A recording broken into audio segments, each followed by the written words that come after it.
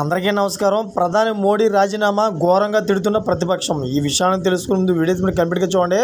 అప్పుడే మీకు complete information ఏంటో అర్థమవుతుంది. అదేవిధంగా చాలామంది వీడియో చూస్తున్నారు కానీ సబ్స్క్రైబ్ చేసుకోవడం మాత్రం మర్చిపోతున్నారు. దయచేసి సబ్స్క్రైబ్ చేసుకోండి. సబ్స్క్రైబ్ చేసుకోవడం వల్ల నేను చేసే ప్రతి ఒక్క అప్డేట్ మీరు ముందుగానే పొందగలుగుతారు. అదేవిధంగా చాలామంది లైక్ చేయడం మర్చిపోతున్నారు. దయచేసి లైక్ చేయండి. లైక్ చేయడం వల్ల ఈ ఇన్ఫర్మేషన్ మనం చాలామందికి రీచ్ చేసే వాళ్ళు అవుతాం. ఇంకా లేట్ చేయకుండా వీడియోలోకి వెళ్ళిపోతాం. ఫ్రెండ్స్, తిరుమల లడ్డు చుట్టూ వివాదం నెలకొన్న నేపథ్యంలో అల్వి స్పందించారు. తిరుమల లాంటి పుణ్యక్షేత్రంలో ఎంతటి దారుణం జరిగిందంటే అది ఖచ్చితంగా ప్రధాని రాష్ట్ర ముఖ్యమంత్రి తప్పే అని అన్నారు.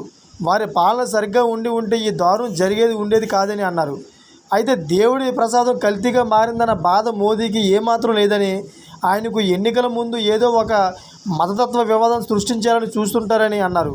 తిరుమలలో జరిగిన ఘోరానికి బాధ్యత వహిస్తూ చంద్రబాబు నాయుడు అదేవిధంగా మోదీ రాజీనామా చేయాలని డిమాండ్ చేశారు.